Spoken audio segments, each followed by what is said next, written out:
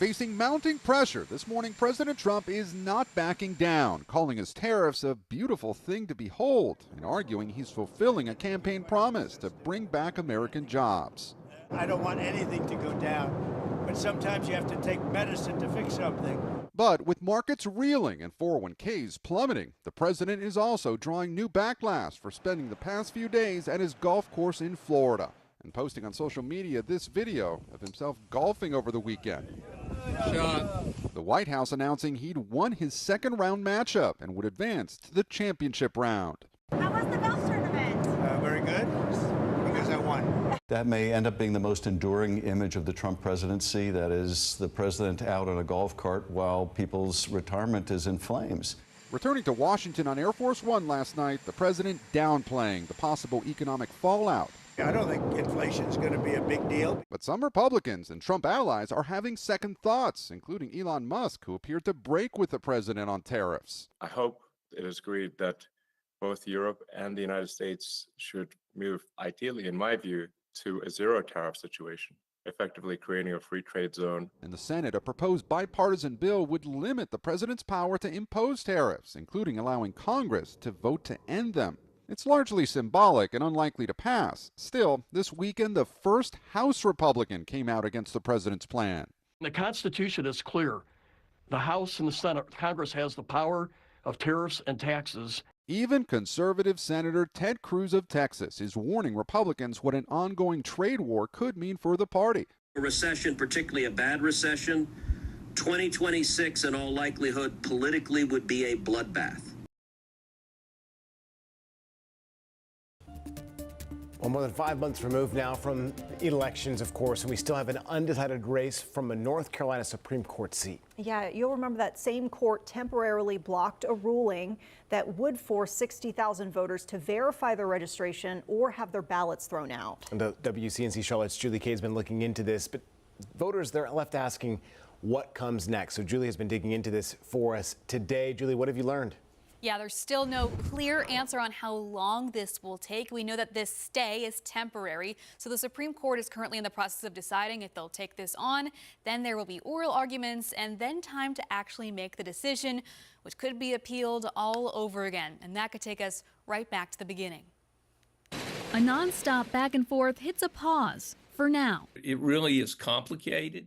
Former Justice Bob Orr served on the North Carolina Supreme Court himself, the same court with a seat still in limbo 6 months after the election, and the court that temporarily blocked an appeals court decision to side with Judge Jefferson Griffin. I know it has to be an incredibly uncomfortable position for both courts. It tends to undermine public confidence in the judiciary and the independence of it. After 2 recounts, incumbent Justice Allison Riggs leads Griffin by less than 800 votes. But he says more than 60,000 of them voted illegally, a challenge largely targeting mail-in ballots and overseas voters. On Friday, a panel from the Court of Appeals, the bench Griffin is currently on, agreed. If that ruling stands, it gives voters 15 business days from being notified to verify their registration or have their ballot thrown out. But Orr says a point of confusion is the decision only impacts early votes. If you voted early, your ballot can be thrown out. If you voted on election day, it can't be thrown out. There's a disparity and inequity in that. For now, it'll be up to the state Supreme Court. That could come quickly. That could come, in weeks, months. If that doesn't go in Riggs's favor, her lawyers say they'll go to federal court, which means even more waiting, especially if it makes it all the way to the U.S. Supreme Court or even another vote. Do you have a new election in conjunction with the primaries in 2026? Without objection, the chair is authorized to declare a recess at any time. The committee meets today to continue its previous consideration of House Resolutions 186 and 187. The committee will now resume consideration of House Resolution 187. The question is on unfavorably reporting House Resolution 187. Members will record their votes using the electronic voting system. The clerk will now open the vote on unfavorably reporting House Resolution 187. The chair votes yes.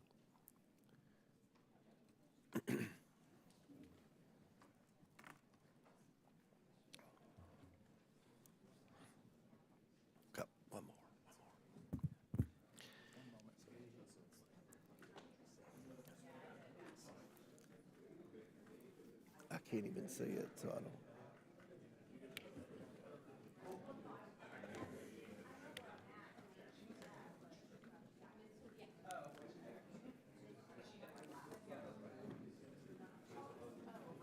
Have all members voted?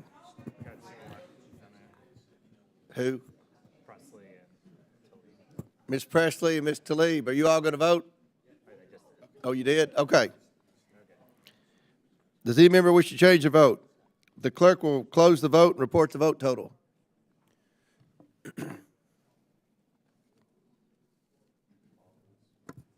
Mr. Chairman, on this vote, the ayes are 20, the nays are 15. The ayes have it, and the resolution is reported unfavorably. Without objection, the motion to reconsider is laid on the table. The committee will now resume consideration of House Resolution 186. The question is on unfavorably reporting House Resolution 186. Members will record their votes using the electronic voting system. The clerk will now open the vote on unfavorably reporting House Resolution 186. The chair votes yes. Thank you.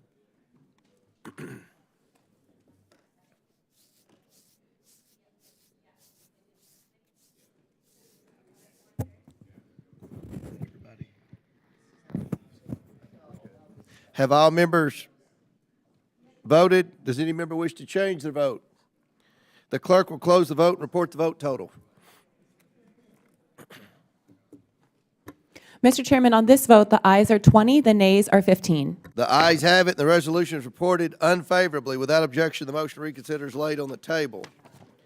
Pursuant to House Rule 11, Clause 2, I ask that committee members have the right to file with the clerk of the committee supplemental, additional, minority, and dissenting views without objection. Additionally, the staff is authorized to make technical and conforming changes to the bills ordered reported today, subject to the approval of the minority. Without objection, so ordered. If there's no further business before the committee, without objection, the committee stands adjourned.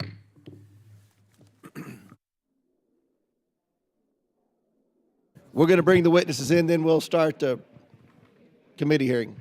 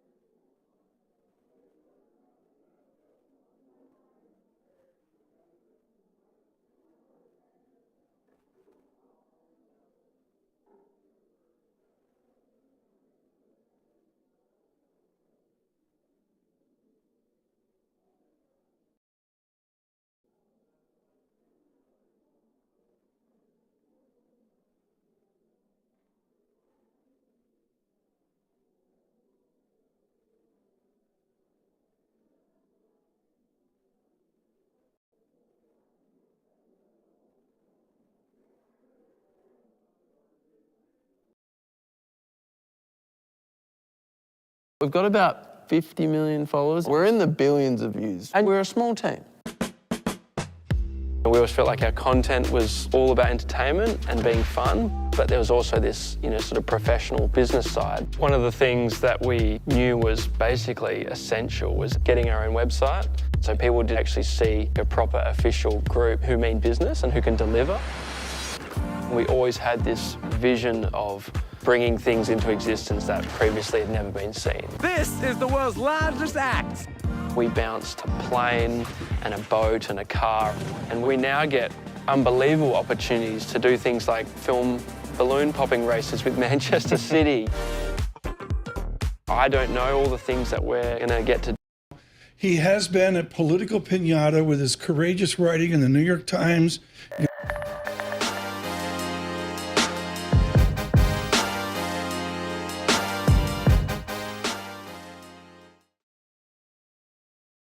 Facing mounting pressure, this morning President Trump is not backing down, calling his tariffs a beautiful thing to behold and arguing he's fulfilling a campaign promise to bring back American jobs.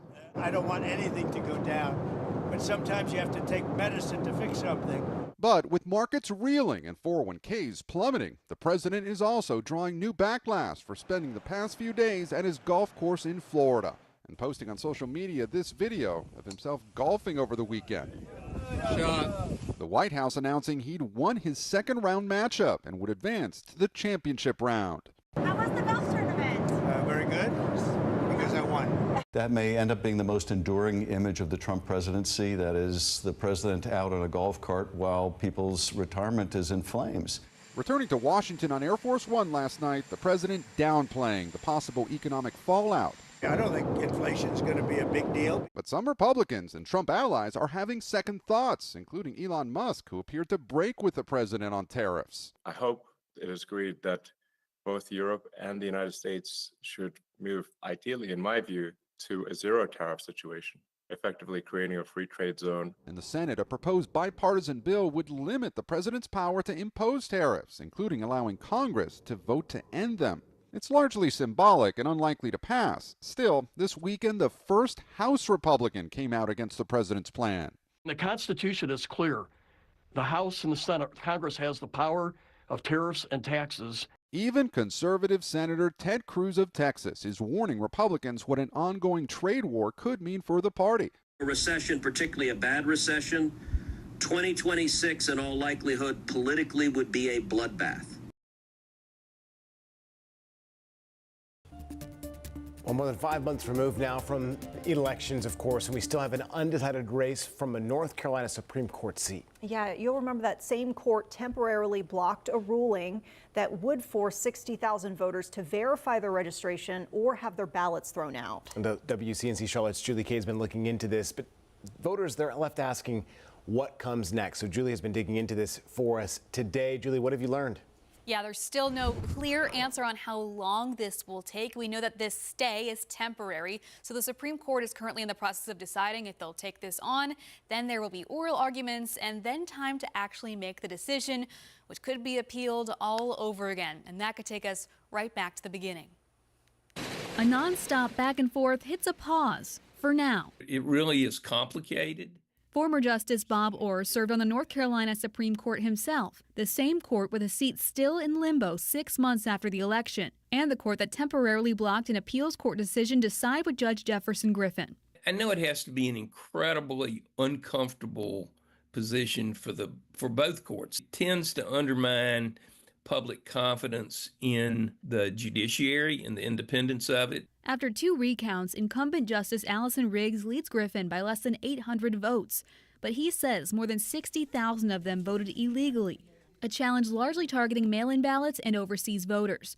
On Friday, a panel from the Court of Appeals, the bench Griffin is currently on, agreed. If that ruling stands, it gives voters 15 business days from being notified to verify their registration or have their ballot thrown out.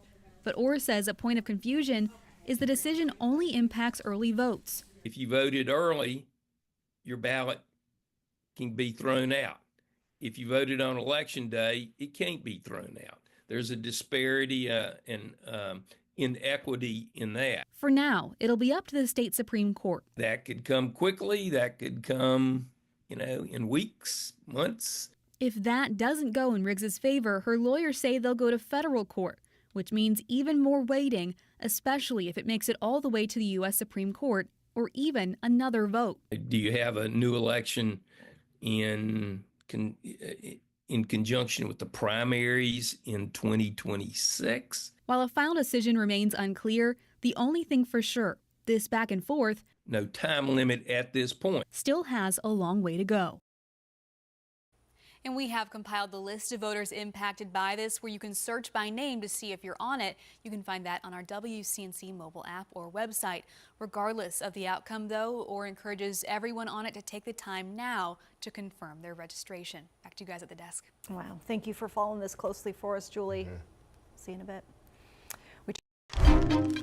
WCNC Charlotte is making a difference with your help. When you share your news tips, we go to work. I sent you that email. 15 minutes later, you're responding to me. When a Charlotte woman battling cancer lost her health coverage, we demanded answers. Within hours of WCNC Charlotte asking questions, the agency responsible quickly corrected its mistake. Let us get to work for you. Reach out to news tips at WCNC.com. WCNC Charlotte, news that impacts you. Tonight we have a story of heroism. As we speak, 2 people are recovering after driving off of a cliff into a creek in North Charlotte Monday night. We actually brought you this as breaking news at 11 o'clock on our 11 o'clock newscast. This is the next chapter in that story. Witnesses say the pair were in a cookout drive-through, and when leaving, they went off the side of that drop-off. And so you can see in this video their car upside down, and there's strangers working to pull them out. Tonight, WCNC Charlotte's Austin Walker spoke with those 3 men who sprung into action, who say that they're thankful they were there.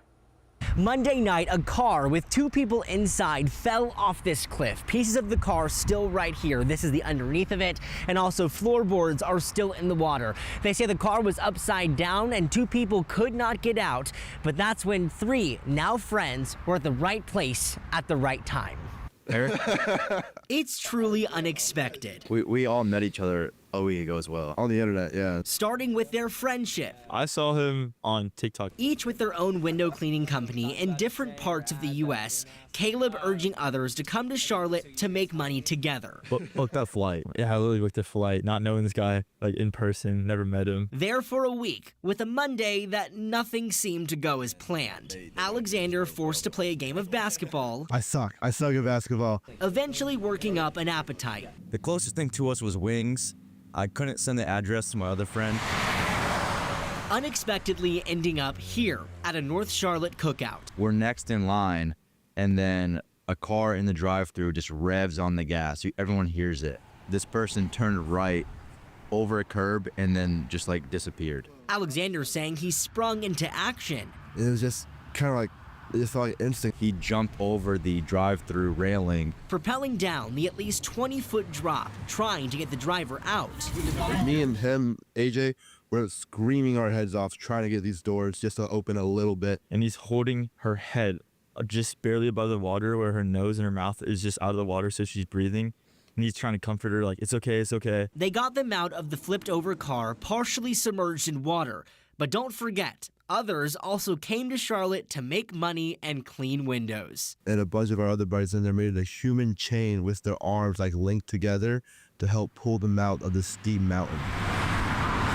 A day where everything seemed to go wrong. Just a last-minute decision. Until something went right. Yeah, I'm glad we went to cookout. It's how unexpected moments intersect. If we weren't there, it could have went differently for sure. You can surely expect the next time they shoot hoops together. They have to play basketball with me every time now. Yeah. They'll think back on this unexpected Monday, thankful that almost everything in their day went wrong.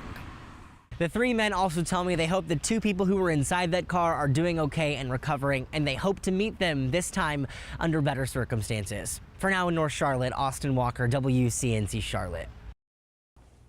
We turn meantime right now to this clock ticking down for thousands of immigrants from Cuba, Haiti, Nicaragua, and Venezuela after they were granted humanitarian parole.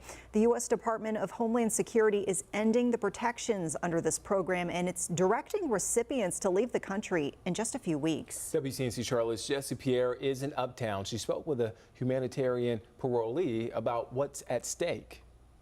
We first spoke to this parole recipient just over a month ago, and back then he was already on the edge of his seat because the program was suspended. And now he's facing a deadline, and the country he once saw as a land of opportunity and refuge is telling him to pack up and go. I spoke to an immigration attorney who says all hope is not lost. For Robert, this notice by the U.S. Department of Homeland Security isn't just paperwork. It's an eviction from the life he built. It's very uncomfortable, that situation that people are in. The agency is terminating parole for recipients like Robert, who spoke with us over the phone. To a human perspective, it's very cruel to a certain extent. Robert arrived legally under the Biden administration's humanitarian parole program, got work authorization, and built a life here in Mecklenburg County. He was initially protected through December of 2025. Now that date is being erased. Humanitarian parolees from Cuba, Nicaragua, Venezuela, and Haiti, where he is from, who received this letter must leave the U.S. by April 24th. If not, they risk deportation. Immigration attorney David Concha says many of his clients are devastated. Put yourself in that position and to say all of a sudden, you came in believing, okay, I can start, making connections, growing, establishing roots, and all of a sudden now I'm uprooted. So it's not that easy. He says there may still be legal options. Does this person have employment at such a level that maybe they qualify for something called an H-1B visa? Other outstanding family petitions that may have been filed on their behalf. Are they from a country where there's turmoil and maybe they could pursue asylum? So these are things that we might want to consider before we just up and self-deport. Robert, like many others, are weighing their options, but he may still be forced to go back to Haiti, a country currently under turmoil with civil unrest and gang violence, the reason he was approved in the humanitarian parole program in the first place. Knowing that the situation in Haiti is pretty much worse than the way it was a year or 2 years before, so it's really bad faith, I feel like. There's no other way to put it. Immigration experts say the best move now is to seek legal advice before time runs out. Jessie Pierre, WCNC Charlotte. When severe weather impacts the Carolinas, you can help us tell the story. Our radar helps to keep you weather aware, along with images like these. Here's how to send us a video or picture of conditions impacting your area. Make sure you're in a safe spot. Take a picture or video, then send it to the Near Me feature on our WCNC News app. Your image could be part of our weather impact coverage. Download the WCNC News app now. And we start tonight with that reignited search for Aisha Degree, 25 years after she went missing. Today, investigators swarmed to a Lincoln County property, searching the area as the lead the National Telecommunications and Information Administration, NTIA. Ariel is an exceptional candidate for this position, and if I may say so, an exceptional person. Ariel is currently serving as my policy director for telecommunications on this committee. As I've directly observed, Ariel knows telecommunications law and policy as well as anyone else in this town. She has served as the wireline advisor to former FCC Commissioner Michael O'Reilly, as a detailee to the House Energy and Commerce Committee, and here in the Senate as legislative counsel to former Senator and committee member Roy Blunt. She'll bring energy and enthusiasm to NTIA, where she will pursue a win-win solution on spectrum that addresses both commercial and national security concerns. Now, I know the question many of you are wondering, has the baby come? And the answer is yes. As of 12:10 a.m., Ariel gave birth to a beautiful baby girl who is 7 pounds, 10 ounces, and she joins her 3 sisters and 2 brothers. I have to commend Ariel's timing of giving birth on the day of the voting committee on her confirmation. Congratulations.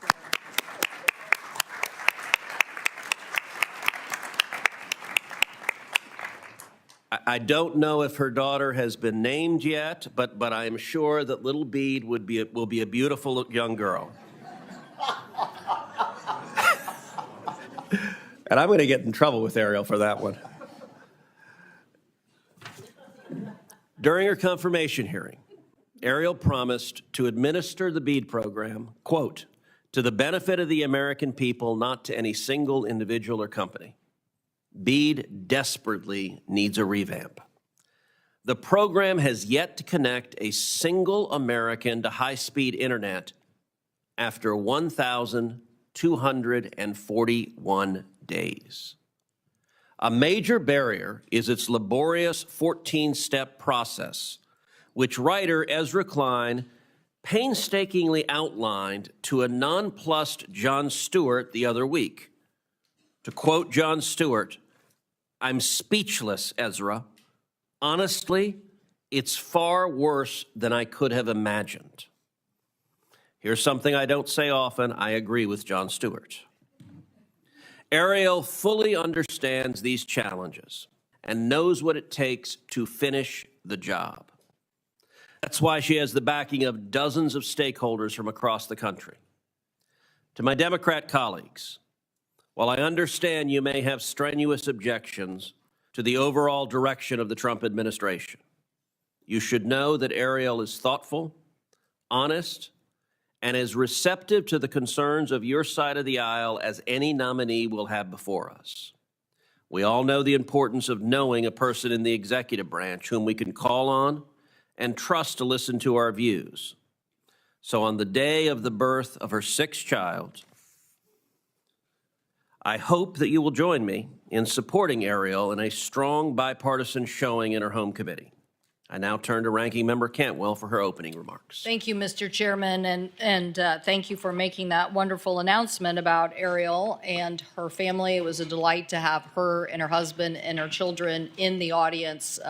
Probably one of the most delightful moments that the committee has had in watching them, and we certainly congratulate her and her family. And I also, too, want to recognize the astronauts that I'm sure you will probably recognize later, but Reed Weissman, Victor Glover, Christina Cox, and Jeremy Hansen of the Artemis team that are here. Thank you so much. We're very proud of you. Thank you.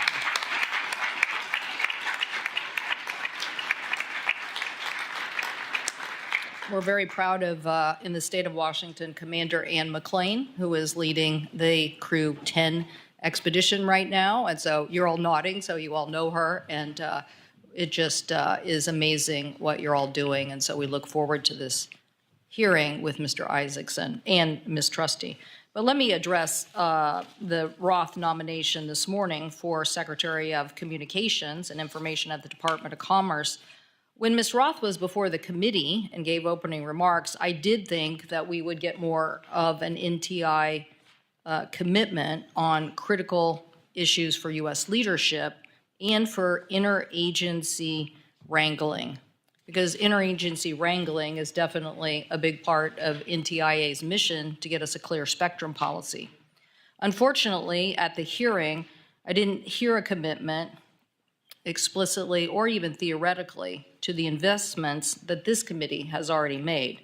I know this is probably a frustration to many of my colleagues, but this is what we're asking of nominees throughout the Congress now, because we have a very clear idea about what is getting cut.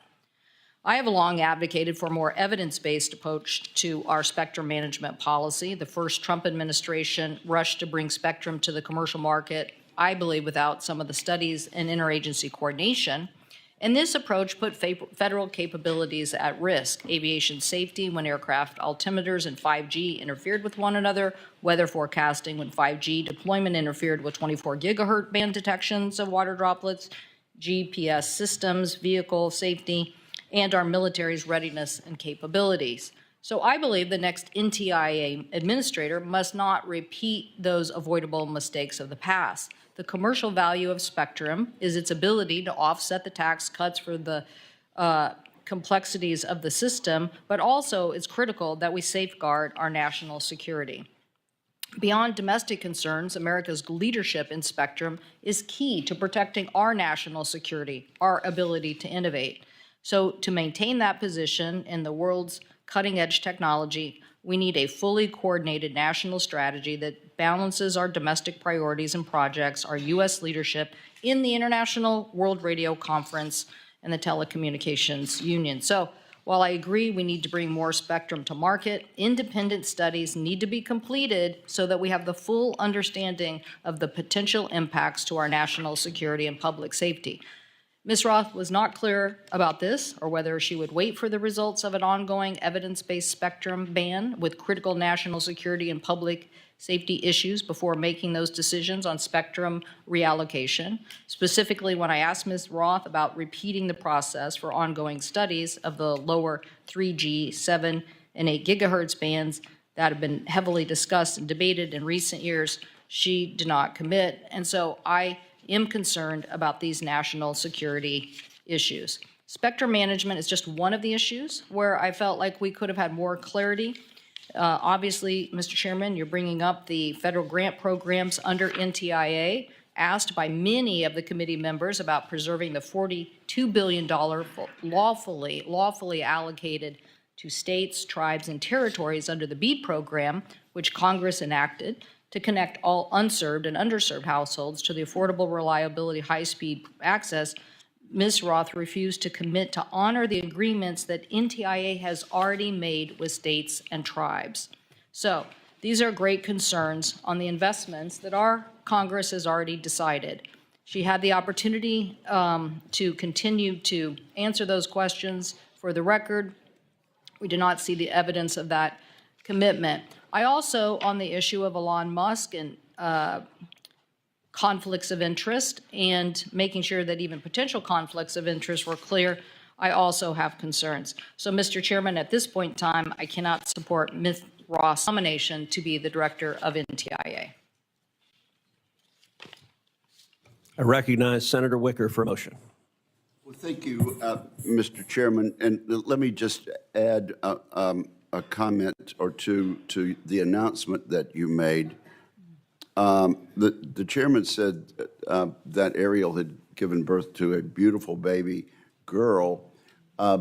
He knows what he's talking about. He's got a picture up here, and actually, on the first morning of her life, she flashed a nice big smile, and he's got that to prove. Also, in an effort to wait until the day of her vote here in committee, Ariel saved that final push till 10 minutes after midnight. And so her timing is impeccable.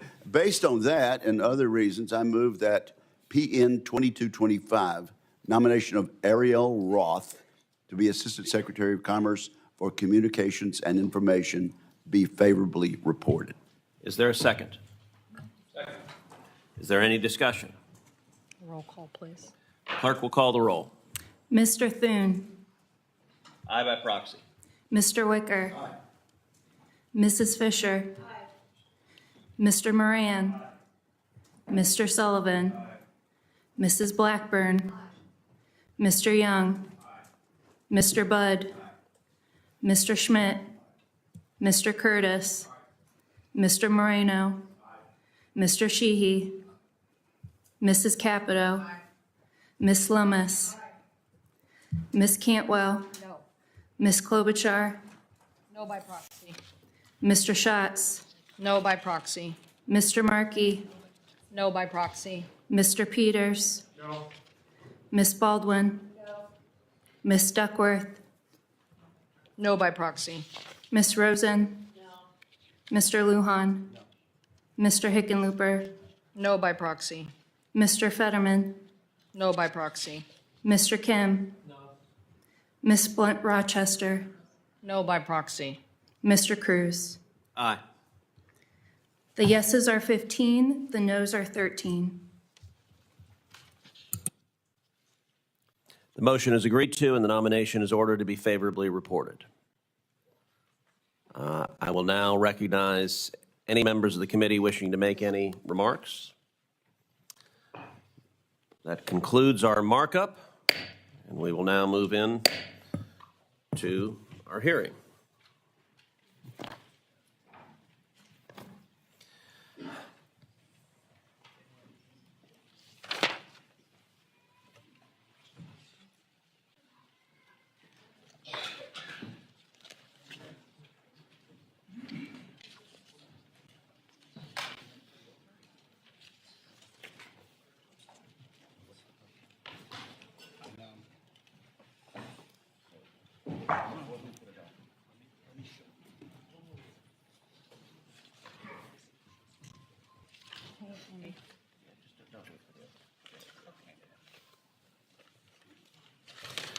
Today we will hear from Jared Isaacman, who has been nominated to lead the National Aeronautics and Space Administration, NASA, and from Olivia Trusty, who has been nominated to the Federal Communications Commission, the FCC. NASA has always been at the forefront of American leadership. In 1969, that meant putting a man on the moon. Today, it means returning there, this time to stay. Our nominee, Jared Isaacman, has been active in the commercialization of space exploration. In 2021, Mr. Isaacman commanded the first all-civilian spaceflight, Inspiration 4. In 2024, he flew his second commercial mission, going further into space than any other manned mission since Apollo 17. He brings a unique perspective to the challenges facing NASA and the space industry. Today, NASA is at a crossroads. The explosive growth of the commercial space sector, from hardware manufacturers to space tourism ventures, has transformed the celestial and economic landscape. Space is no longer the exclusive domain of sovereign nations and a handful of legacy defense contractors. The democratization of space has spurred growth, reduced launch and satellite costs, and fostered the curiosity of the next generation. At the same time, the future of the final frontier has never been more uncertain. In military terms, space is the ultimate high ground. A nation that dominates in space can deprive others not only of intelligence capabilities, but modern conveniences like GPS and satellite internet. And make no mistake, the Chinese Communist Party has been explicit in its desire to dominate space, putting a fully functional space station in low Earth orbit and robotic rovers on the far side of the moon. We are not headed for the next space race. It is already here. President Trump alluded to this race in his inaugural address when he envisioned American astronauts on Mars. I strongly support the president's vision. In fact, my 2017 NASA Authorization Act was one of the very first pieces of legislation President Trump signed in his first term, and it explicitly enshrined this goal in law. But the pursuit of the next horizon cannot mean abandoning American dominance where it is already established. The International Space Station has been continuously manned for more than 20 years, serving as a hub for research and testing together with our international partners in space exploration.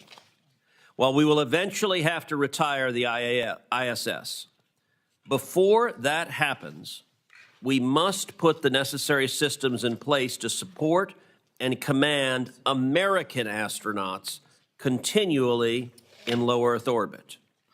We cannot surrender low Earth orbit to the Chinese or to the Russians. Likewise, the Artemis mission, launched during President Trump's first term, is set to return American astronauts to the moon and establish a sustained. Joining us in the audience today, as we heard earlier this morning, are the 4 Artemis II astronauts: Reed Weissman, Victor Glover, Christina Cook, and Jeremy Hansen.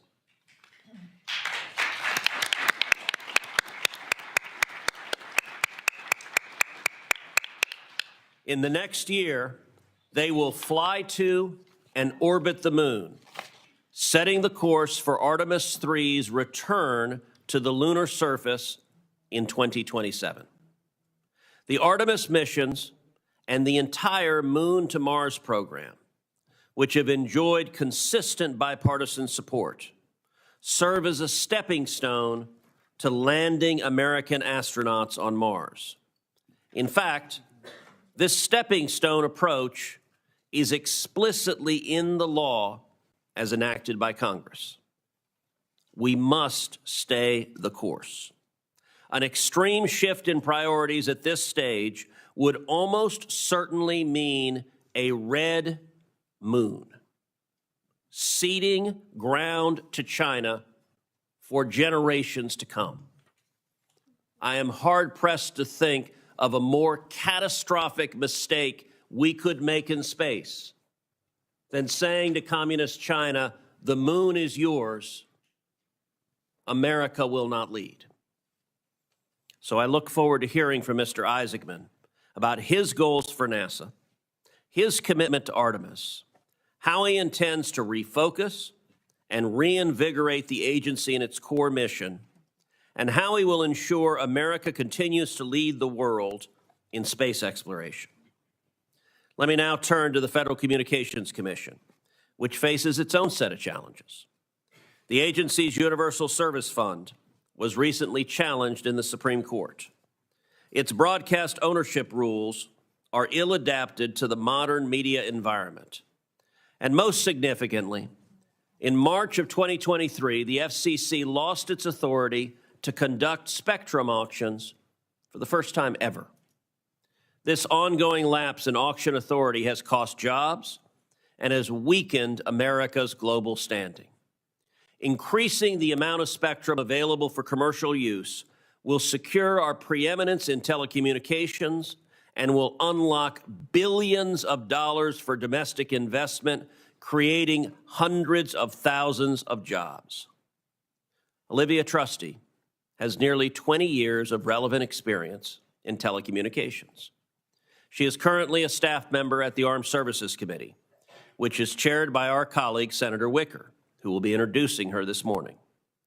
Ms. Trusty has also worked as a policy director here at the Commerce Committee, giving her a well-rounded views of the interest of both the Department of Defense and the commercial industry when it comes to mid-band spectrum. I am confident that Ms. Trusty will be an asset at the FCC, where she will champion a spectrum pipeline, protect free speech, and ensure access to fast and affordable internet. I look forward to hearing from both of today's nominees and learning how they hope to advance American greatness within their institutions. I now turn to Ranking Member Cantwell for her opening remarks. Thank you, Mr. Chairman, and good morning to our two nominees, Mr. Isaacman and Ms. Trustee. Congratulations on this nomination. Mr. Isaacman, obviously for NASA, and Ms. Trustee for the Federal Communications Agency. First, Mr. Isaacman, nominee for the Administrator of NASA, as my colleague was just saying, the space race is heating up. You will have a critical task of delivering mission-critical, on-time and on-budget challenges for the United States of America over the next 4 years to make sure that we don't lose in that space race. This includes successful execution on the Artemis program, which will take the United States back to the moon and ultimately the goal of getting to Mars. The NASA authorization bill, which Senator Cruz and I co-sponsored, strongly backs the Artemis program. It includes a lunar lander, redundancy, NASA's Space Launch SLS system, and critical to America's leadership in space, getting Americans back to the moon. The state of Washington has long been a home to aviation, but now with over 40 companies across the state of Washington producing space-related products, we have over 2,000 employees working just on the Artemis program. So we're invested. These companies supply components for the Gateway Space Station, the Orion crew capsule, the 2 crewed lunar landers, the SLS heavy lift rocket, and its ground system.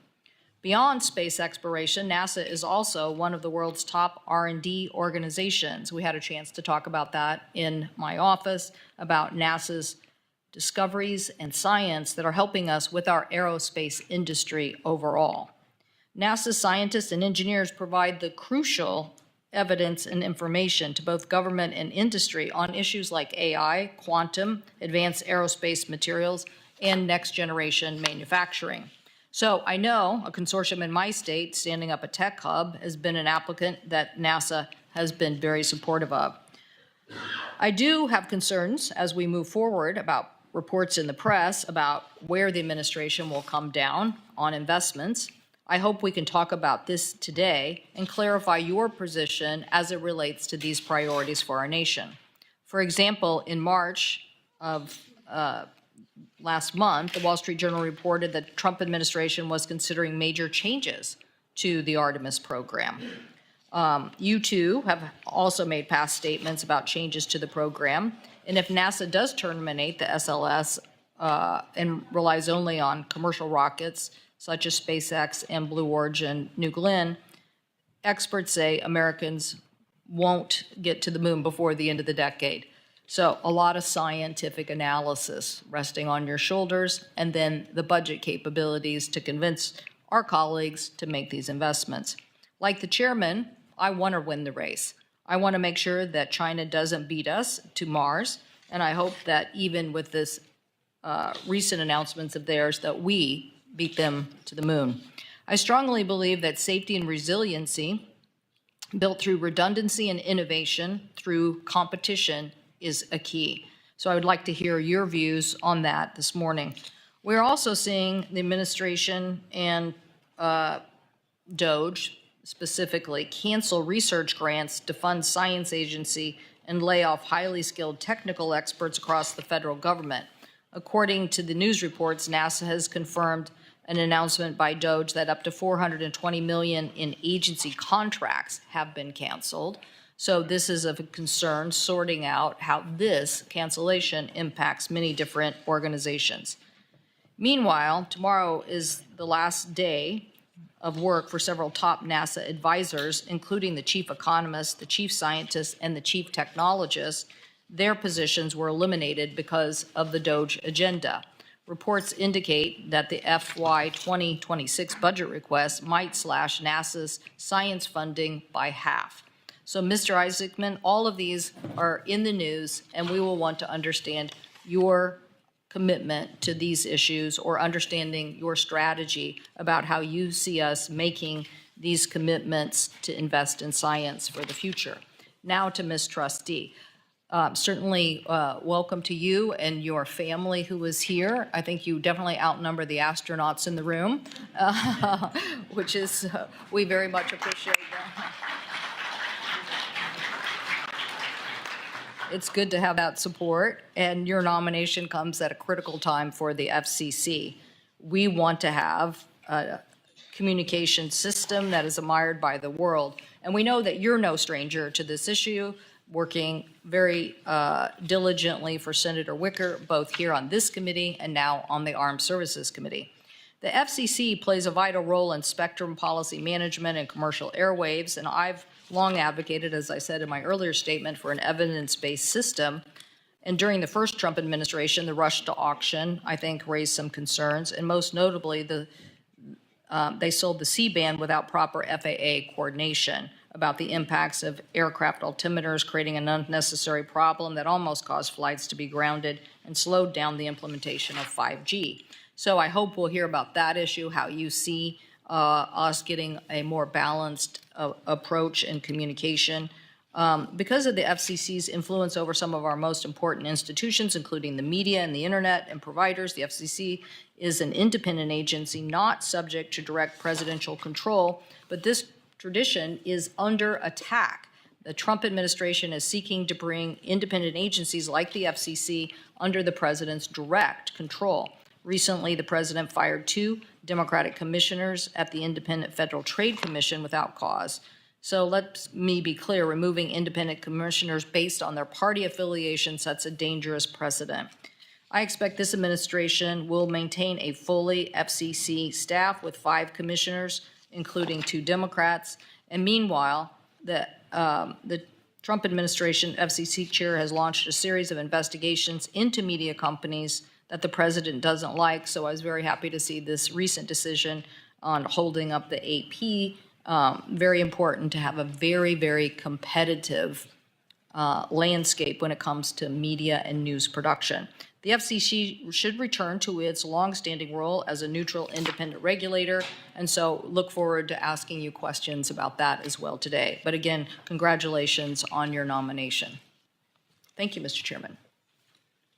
Thank you. And in a moment, I will recognize Senator Wicker, but I do want to note, in addition to the 4 Artemis II astronauts who are here, we actually have a total of 10 astronauts in the room. We have 6 more.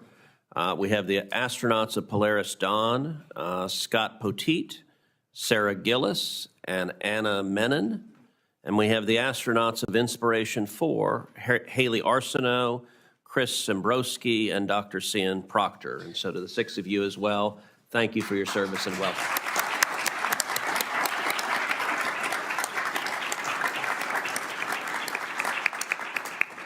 And I have to say, anytime you have 10 astronauts in the room, this may be the most badass assemblage at a commerce hearing that I've seen. And with that, I recognize Senator Wicker to make an introduction. Well, thank you, Mr. Chairman. And yes, thank you for introducing all of our astronauts. And as you can see, Senator Fisher and I engaged in a little hero worship before you hit the gavel and started this. But I am absolutely delighted to introduce and recommend to the committee and to the Senate Olivia Trusty as the next member of the FCC. I'm unqualified, actually, to tell what a great nominee she is. And also, I hope there's some work being done back at my office. We have a number of staffers who slipped away, and I think there are probably a number of people watching on the telephone. But I'm profoundly appreciative for this honor, and appreciative to President Trump for making this nomination. I frankly cannot conceive of a more qualified nominee. Olivia Trusty performs work at the highest level of excellence, and she does it for the right reasons. And for 7 years now, I've been the beneficiary of her expertise. But frankly, this committee and the Armed Services Committee and the full Senate have also been the beneficiary of her expertise. When I became chairman of the Commerce Committee, I was fortunate that Olivia agreed to join my committee staff. A few years later, I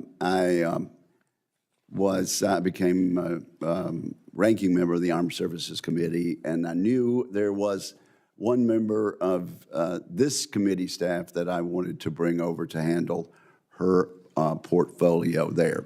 Olivia Trusty has helped all of us advance initiatives that made America more connected and more secure, initiatives that fall squarely within the Federal Communication Commission's jurisdiction. On technology party, she's helped us pass legislation to improve maps. She's worked to ensure broadband funds are directed where they're most needed and where Congress intended them to be. She's brought us closer to getting more Americans connected to high-speed internet. And of course, we're not quite where we need to be. I think she will help us in this new position get there quicker. Her work has contributed to national security. She was instrumental in advancing legislation to free our domestic networks from communications equipment manufactured by foreign adversaries. She's been a leader on spectrum policy, an area that bridges both technology and national security. She has collaborated with members and staff across the Commerce and Armed Services Committees to find common ground between commercial and federal interest. Olivia Trusty wants to help our country maintain our leadership without risking national security. And she's worked to make that happen. I could go on and on, but Olivia does like brevity. She chooses her words carefully and concisely. Let me just say, she plays chess, not checkers. She sees around the corners. She shoots straight, and she will shoot straight with members of this committee and the Senate. She uses common sense and adherence to the law, and she will do so as a commissioner. On a personal basis, she's serious about her faith. She's an NCAA gymnast at UNC Chapel Hill. She's a Mormon Republican from Maryland, for heaven's sake. And those of us who know her know that that she'll do a magnificent job. And actually, we're fortunate that she's chosen to work in the public sector for the taxpayers, and I could not give a more resounding endorsement to her nomination. Thank you, Mr. Chairman. Well, I will say that is very impressive, particularly that she plays chess and not checkers and shoots straight. I will say shooting is a novel strategy in chess, but whatever works and gives you the checkmate. There's more than one way to defeat the king. And with that, I recognize the junior senator from Montana, Senator Sheehy, to introduce Mr. Isaacman. Had to put junior in front of it, didn't you, Ted? For nearly 70 years, I'm still the junior senator from Texas. This place, that could stick around a long time. I am the longest serving junior member. So yeah, 24 years, you could still be the junior member. I wear it with a badge of honor. Okay. Well, thank you, Chairman and Ranking Member. For nearly 70 years, the United States has been at the forefront of space exploration. President Trump knows how critical it is for our country to lead the way yet again as our space program aims to reach new heights, and that's why he chose exactly the right man for the job, Jared Isaacman. I've personally known Jared for several years, sharing an aviation community in Montana and cooperating with him on improving the education experience for our next generation of explorers, astronauts, engineers, and pilots who attend space camp at the U.S. Space and Rocket Center in Huntsville, Alabama.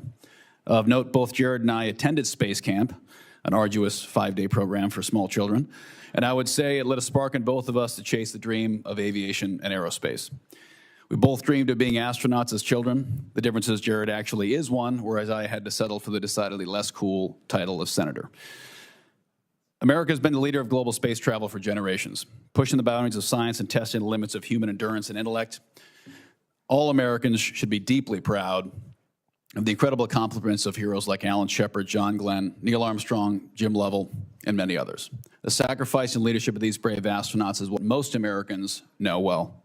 What they usually don't know is that behind each and every one of these heroes, many of whom sitting in front of us, is a massive team of dedicated engineers, program managers, innovators, test pilots, welders, electricians, truck drivers, and families who are the true heroes of our space program. To lead this incredible team requires a leader who not only understands and believes in the mission, but also has the interdisciplinary skill sets to coordinate these cross-functional teams to achieve critical outcomes. As we have unfortunately seen in recent days, NASA is struggling. And what's worse, it has been struggling for the past couple of decades. Since the tragedy of the Columbia disaster in 2003, which I remember like it was yesterday as I was preparing to enter the pool for a high school swim meet, NASA has been a struggling organization full of great people, searching for revival. For 10 years, the United States of America was paying the Russian government taxi fare to send our own astronauts into space. This would make JFK and Ronald Reagan turn in their graves. And in light of the recent Starliner mission to the ISS that left astronauts stuck in space for 9 months, we are reminded that much work still remains. President Trump, and Elon Musk, who's one of our greatest space entrepreneurs, both knew it was time for a change. And enter Jared Isaacman. Despite his childhood desire to be an Air Force pilot and an astronaut, Jared found out that he was smarter than most and started a disruptive software company in his garage as a teenager. That company grew to be a tremendous multi-billion-dollar success, and that success fueled his ascension into the Hall of Fame as a record-setting jet pilot, an aggressive fighter pilot for our Air Force, combat pilots, and most recently, the first civilian astronaut to ever conduct a spacewalk. On top of all that, Jared and I share another passion: pediatric philanthropy. Jared has personally donated millions of dollars to improve health care for at-risk children all over America, a cause which brought us together. NASA is at a point of great pride for a generation. It represents a moral obligation for us to continue to lead in the greatest frontier ever known, and it deserves strong leadership. Jared is an articulate leader, a great father and husband, and one of the smartest people in America. Jared understands not only how to manage complex multi-billion-dollar organizations, but also how to design and engineer critical systems. And to top it all off, he knows how to fly spaceships. America has given us a mandate to push the boundaries of outer space, and NASA is in need of spiritual and organizational rejuvenation, and that will take fresh, bold leadership. Jared is the perfect man for the job, and I look forward to adding NASA Administrator to his already remarkable resume. Thank you. Thank you. I now recognize Mr. Isaacman for his opening statement. Thank you, and Senator Sheehy for the very generous introduction. Thank you, Chairman Cruz, Ranking Member Cantwell, distinguished members of the committee. I'm honored and very grateful to be here before you today as President Donald Trump's nominee to lead the National Aeronautic and Space Administration. I have lived the American dream, and I owe this nation a great debt. I would happily serve President Trump in any capacity, but to work alongside the people that have expanded the boundaries of exploration and brought humanity closer to the stars would be the privilege of a lifetime. Before I begin, I would like to acknowledge my crewmates, as you did earlier, Senator, along with my wife, Monica, and my two wonderful daughters that are sitting behind me, Mila and Liv. I do recognize I am a newcomer, so I thought I would share a bit about my story, along with my understanding of the challenges and the opportunities that lie ahead. I am an entrepreneur, and my journey began when I took a risk and left school at age 16 to build a company in my parents' basement. Despite my unconventional start, I found success very early in life and led my company into a multi-billion-dollar enterprise that employs thousands. I'm a pilot with an aeronautics degree. Over the last 20 years, I've flown over 7,000 hours in jets and ex-military aircraft, setting world records and performing in air shows. My passion for aviation also led me to start another company, this time a defense aerospace business. As a company, we operated the world's largest private air force. Our job was to fly fighter jets as adversaries, executing enemy tactics and training American warfighters. We managed hundreds of millions in defense contracts and saved taxpayers billions along the way. I'm also an astronaut. Alongside a talented team, I led 2 record-breaking missions to space. On my last mission, we tested a new spacesuit while performing a spacewalk and orbited farther away from Earth than any human has gone since the last time Americans walked on the moon. Along the way, my 2 crewmates, Sarah Gillis and Anna Menon, became the women who have journeyed farthest from Earth ever. I'm an advocate for science. During these missions to space, my crew and I performed approximately 50 science and research experiments. I've also publicly supported the Chandra X-ray Observatory and offered to fund a mission to extend the life and capabilities of the Hubble Space Telescope. I care about the people back at home and our collective future here on Earth. My space career did not burden the taxpayers. They were privately funded and aimed at inspiring and helping people all over the world. One example is the over $250 million we raised to support St. Jude Children's Research Hospital and their critical work to ensure no child dies in the dawn of life. Alongside these efforts, I've personally donated hundreds of millions of dollars to charitable endeavors. I share all of this because I am not a typical nominee for this position. I've been relatively apolitical. I am not a scientist. I never worked at NASA. I do not think these are weaknesses. In fact, I believe President Trump found them to be strengths. And if confirmed, I will bring all my experience to the greatest adventure in human history, the quest to discover the secrets of the universe. On that note, NASA is the most accomplished and respected space agency in the world, but for all NASA's historic achievements, the agency is not without challenges.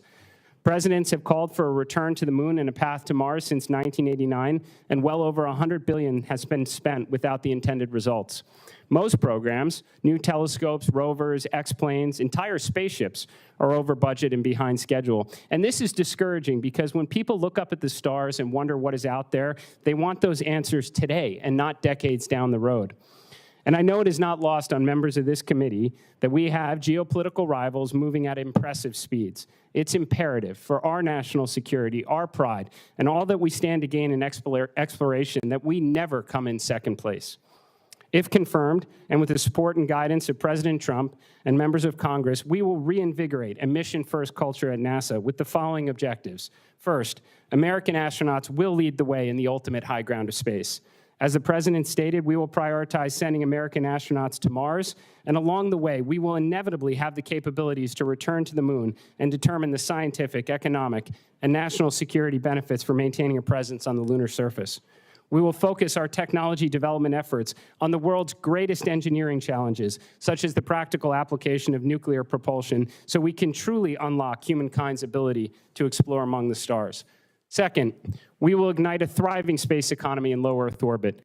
By working alongside international partners and industry, we can unlock the true economic potential of space and deliver meaningful benefits to the American people, potentially even charting a course for NASA to become a financially self-sustaining agency. Number three, NASA will be a force multiplier for science. We will leverage NASA's scientific talent and capabilities to enable academic institutions and industry to increase the rate of world-changing discoveries. We will launch more telescopes, more probes, more rovers, and endeavor to better understand our planet and the universe beyond. If confirmed, I will work alongside and recruit the most talented minds this nation has to offer, and we will concentrate our resources towards achieving the near impossible, the objectives that no other agency, company, or institution is capable of accomplishing. We will do so knowing the risks and the groundbreaking opportunities that lie ahead, because some risks, like exploring the worlds beyond ours, are worth taking. We will do this not just to expand our knowledge or strengthen our national security, but to improve all life here on Earth and inspire the next generation to reach even further. This is why America needs NASA, why the world needs NASA, because there is no more important investment than inspiring our children to build a better and more exciting future. And the best way NASA can do that is by delivering on our mission and ushering in a new golden age of science and discovery, and we will not fail. Thank you. Thank you. Ms. Trusty. Thank you. Chairman Cruz, Ranking Member Cantwell, members of the committee, thank you for convening this hearing. Senator Wicker, thank you so much for your very kind introduction. It has been a privilege to work with you on your staff for nearly 8 years, serving the people of Mississippi and all Americans. Thank you so much for this opportunity. I also thank President Trump for the incredible honor of this nomination to be a commissioner at the Federal Communications Commission. And last but not least, I thank my family for their love and support, and I'll briefly introduce those here today and watching via webcast.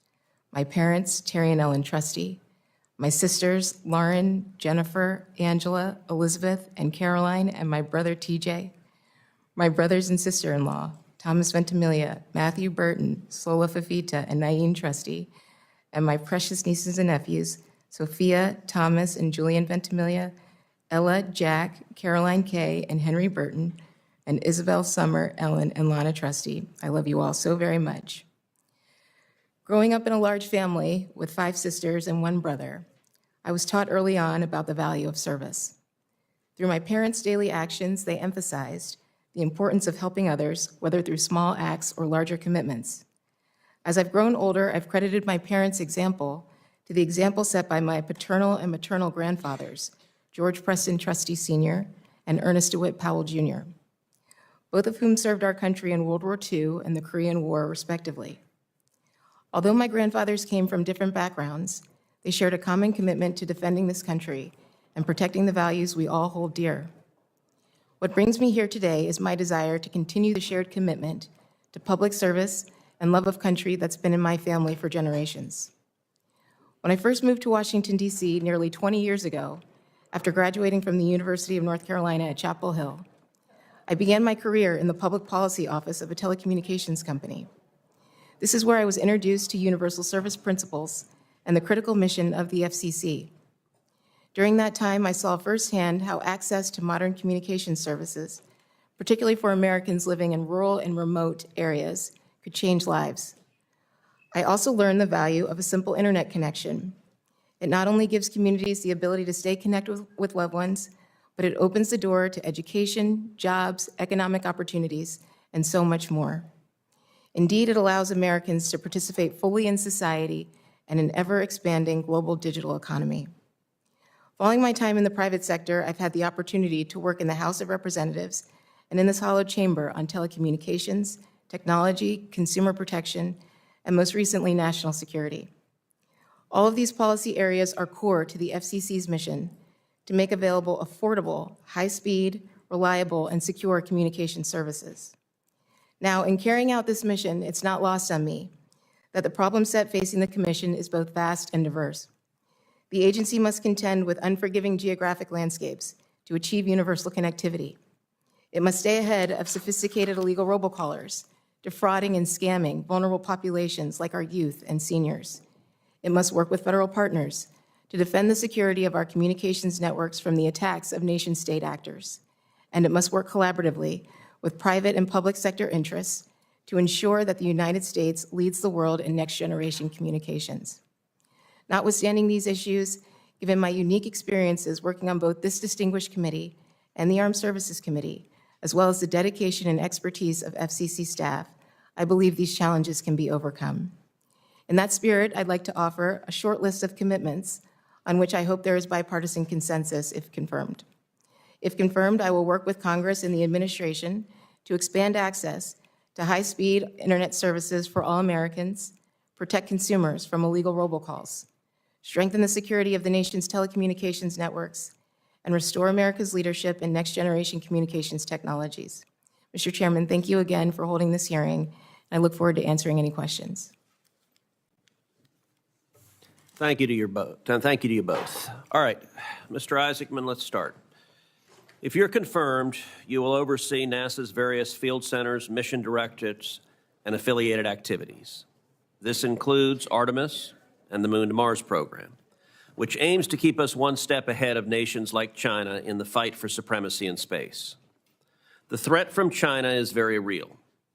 Just last week, General Saltzman, Chief of Space Operations for the Space Force, testified before the U.S.-China Economic and Security Review Commission that Beijing has been explicit, as recently as October of last year, in stating that China intends to surpass the United States and become the world's preeminent space power.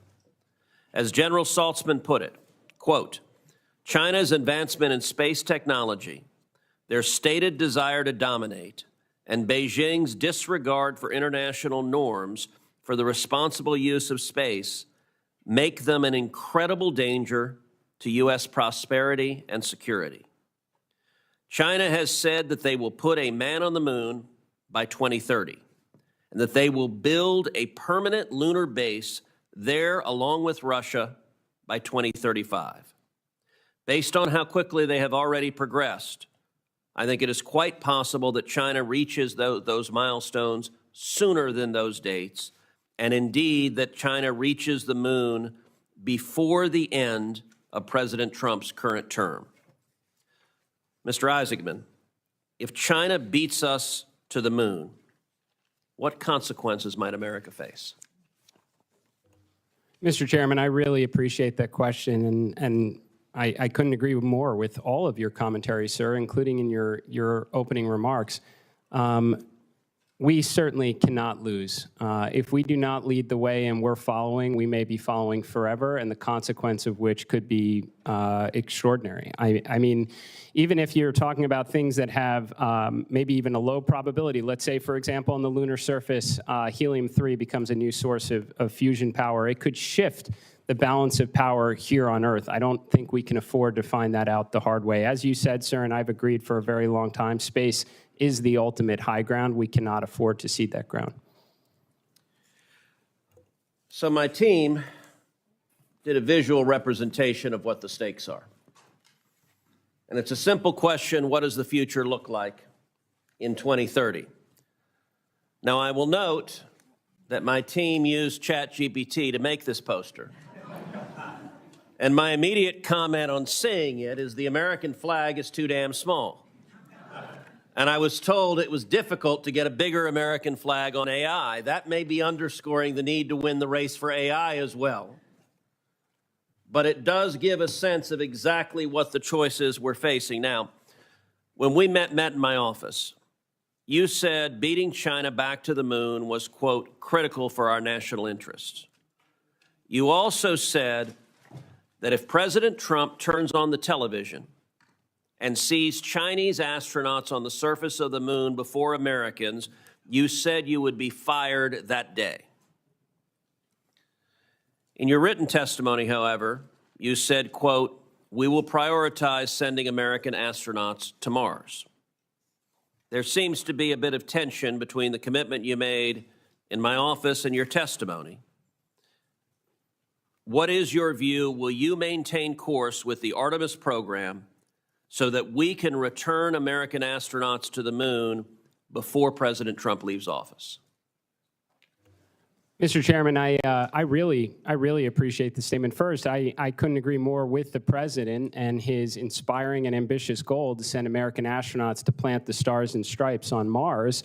He didn't say we shouldn't go to the moon. I suspect the president, as I feel, and probably a lot of Americans, is what's taking us so long to get back to the moon, and why does it cost so much money?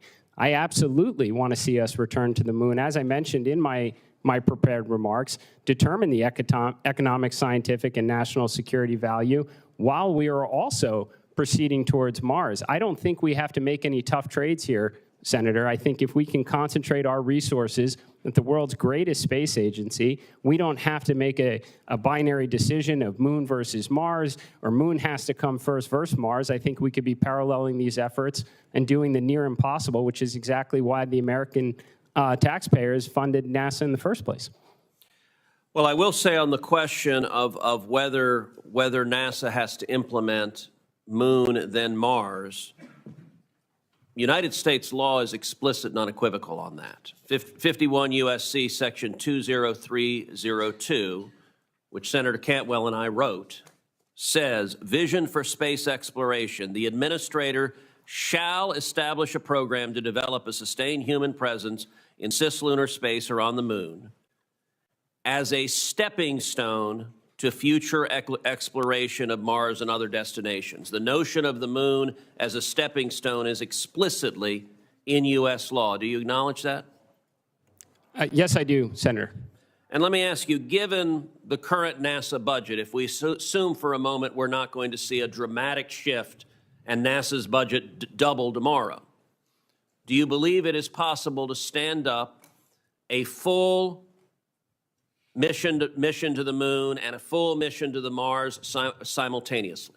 Senator, as I mentioned in my prepared remarks, I think we can absolutely do that. We can figure out the space economy in low Earth orbit. We can run more scientific missions. This is the agency that went from sending Alan Shepard on a suborbital mission, and 8 years later, we saw Neil Armstrong and Buzz Aldrin on the surface of the moon. Do I think that we can get back to the moon, chart a course for Mars, and do all the other things? Absolutely, Senator. So do we have your commitment that you will not allow the scenario on the right on this poster to happen, that China will not beat us to the moon, that one of these heroes sitting in this room will set his or her, and as a father of two daughters, I'm particularly excited that Artemis is committed. It will be a her. The first woman will step foot on the moon, and she will be an American astronaut. Do we have your commitment that we will win the race to the moon and China will not beat us? Senator, I only see the left-hand portion of that poster.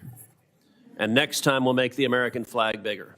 Senator Cantwell. Mr. Chairman, I ask unanimous consent that the poster be placed in the record. An excellent idea, and a chairman who was crossing his T's and dotting his I's would have done so already without objection. Senator Cantwell. Thank you, Mr. Chairman. And continuing on this same point, listen, I have no doubt of your capabilities at the technical side of this and the expertise, both on the aviation and the space side. It's a question, I think, of a long-term challenge of different administrations to deliver on this goal, and how each administration and each Congress does or doesn't support it. So I view your job as like wrangling the powers that be to support the mission and understand what it's going to take to support the mission. So like Senator Cruz, I want to understand a little bit more about your commitments. The most recent economic impact report highlighted that in fiscal year 2023, NASA projects to generate more than $75 billion in economic output. And the National Academy studies chaired by Norm Augustine found that NASA's budget is often incompatible with the scope, complexity, and difficulty of its mission work. That means that we end up shortchanging it to certain degrees. So I want to make sure I understand what your commitment is, because there's been so much in the press. Do you commit not to closing any of the NASA's 10 centers or divesting from critical infrastructure without the expressed authorization of Congress? Senator, you absolutely have my commitment to work alongside Congress. I think NASA is going to require the best and brightest from across the nation and all of our critical infrastructure in order to achieve its mission to do the near impossible for all humankind. Do you see any reason to close these 10 centers? Senator, there's only so much that I can be briefed on in advance of this opportunity. I fully expect to roll up my sleeves and determine, where all of our best resources are, so we can get back to achieving the mission as quickly as possible. The 2024 National Academies report noted that the use of service and firm fixed-price contracts at early stage of technology development can jeopardize mission success and degrade NASA's own in-house technical capabilities. What are your thoughts about these fixed-term contracts? Senator, as someone that statement, I guess, do you agree with that statement? They can be deleterious. I'm just asking if you agree with that. Well, I take two things away from that, Senator. First, having run a defense aerospace company for more than a decade, and generally I am a fan of fixed firm price contracts and being held accountable to what we bid.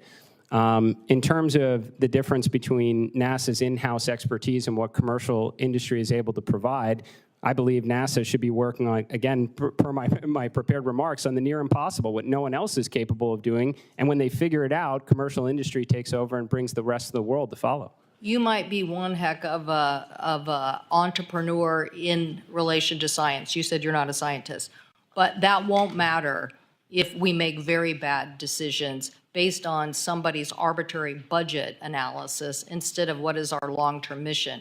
So that's what we're trying to get out of you. How do you think we're going to accomplish this so that we have a more, listen, the more we can explain this to everybody, I guarantee you the more my colleagues will support it in a budget.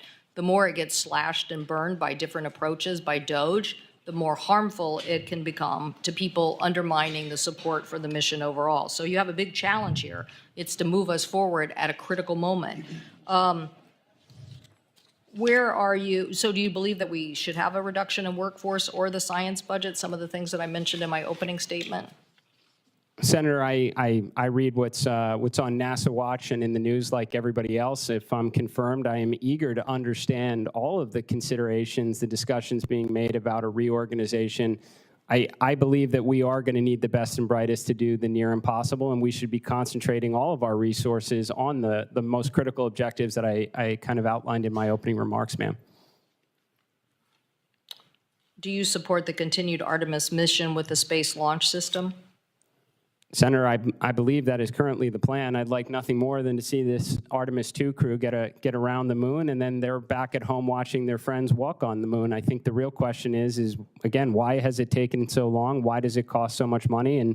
But in the issue of, are we going to commit to this? I think this and the lander redundancy are kind of like, people see that as we're going to the moon and we're going to get this done, not this discussion of like, we're going to skip these things, shortchange this, and then we're going to focus on Mars in a different route. That's what I'm trying to get from you. Whether when you get there, I get that you're saying it's the current plan. I'm asking, as a nominee to run this organization, do you have a different view of that you think right now there is a different way to do this? Well, ma'am, I can tell you, not just as a nominee, but as a space enthusiast who wants my daughters to see American astronauts walking on the moon. It was the left-hand side of that poster that I'm fully supportive of. I'd like nothing more than to see Artemis II get around the moon and, again, see Americans walking on the moon. And, again, I don't think these are either or. I mean, NASA is an extraordinary agency that can do the near impossible. We can chart a course for Mars in line with the president's vision to return to the moon before the Chinese can get there, to figure out the space economy and do the other things, ma'am. There's a lot here. So the HiCam program on thermoplastic composites, do you support that program at NASA? I think NASA has the best, brightest, most talented engineers and scientists, and we should be working on cutting-edge technology. Okay, I will want for the record whether you support that in clarity, not just like, hey, I like cutting edge technology. These are really big decisions that lots of us have already weighed in on, and we just want to know whether they're going to get slashed someday because the president wakes up and says he doesn't want to do it, and whether you're going to say yes, yeah, go ahead. So it will take all of us working together. Ms. Trustee, I don't want you to keep going ignored through the conversation. My time has expired. I will want to come back to you on the MVD the broadcasters getting more ability in the marketplace, particularly as I mentioned earlier. You want a vibrant news competition, particularly when it comes to local journalism, reopening that case at the FCC, but I will take that for coming back on a second round. And I love that Senator Wicker thinks that you play chess instead of checkers, because we need a lot more chess playing at the FCC. Thank you. Grandmaster Wicker. Also, you can go out and shoot skeet and then come back and play chess. But thank you very much. Well, let me direct my first question to Mr. Isaacman. You probably know that NASA has 8 field centers, one of which is the John C. Stennis Space Center in Mississippi. The Stennis Space Center is home to NASA's largest rocket propulsion test site. If we didn't have that, we'd have to build another one. The Stennis Space Center also hosts a number of companies working on commercial space programs. The Space Center's infrastructure represents substantial government investment as well as private investments. So the day after you're confirmed and sworn in, will you come to visit me in Mississippi at the Stennis Space Center? I will get there as soon as I possibly can, Senator. All right. Well, I think that's a fair answer. Now, Ms. Trustee, let's talk about the plan for broadband bill. We finally got that reported a few weeks ago, and you worked with members of this committee, even as a staff member for the Armed Services Committee, in getting some compromise language on the Plan for Broadband Act. Do we need it? And what accommodations did we make to get everybody on the same page? Senator, thank you so much. Take about a minute and a half. Okay. Thank you so much for the question. Thank you for your leadership in on this issue. You know, interagency coordination is essential to closing the digital divide. I think as many members on this committee know, there are about 130 broadband programs across 15 different agencies, and GAO has determined that those programs are fragmented and duplicative. And there's an opportunity to streamline, consolidate, and coalesce these programs so that the resources are better targeted to unserved areas so that we can get communication services to more rural, remote areas that lack connectivity right now, and expand and close the digital divide, or just close the digital divide, not expand it. And so I think the Plan for Broadband Act is the key to this solution. It creates a strategy that will help us to target these resources better to unserved communities so that everybody can fully participate in the global digital economy. And we had to accommodate high-cost areas, tribal areas, and also do some compromising on the spending cap. So I do appreciate that. Let me ask then in the last 2 minutes. During COVID-19, the broadband across Europe suffered several disruptions. Did we have that kind of disruption in the United States, or was there a difference? And why do you think things may have turned out differently in Europe as opposed to here in the United States? Thank you so much, Senator. I appreciate this question. You know, I think the reason why we did not face the same issues here during the COVID pandemic as it relates to our internet networks is because competition and innovation, a light touch regulatory framework we saw worked really well. We just have not seen the predicted harms materialize in the absence of more prescriptive legacy regulations. And so under your leadership when I was on this committee, to ensure consumers were protected, even if competition and innovation fail, you set up a bipartisan net neutrality working group to put together bipartisan legislation to ensure that consumers were protected regardless, but that we had a modern framework. I thought that was a great example of how to move forward with our next generation networks and ensure that consumers continued to have access to critical connectivity services. Has there been any throttling or blocking in the United States in recent years? Senator, I'm not aware of any of the predicted harms materializing that were projected during this debate a couple of years ago. Thank you very much. Thank you, Mr. Chairman. Thank you. Senator Kim. Yeah, thank you, Chair. Mr. Isaacman, I'd just like to start with you. I guess I just wanted a little more clarity about, are you committed to having a permanent presence on the moon? Senator, I think the biggest thing is we need to get back there.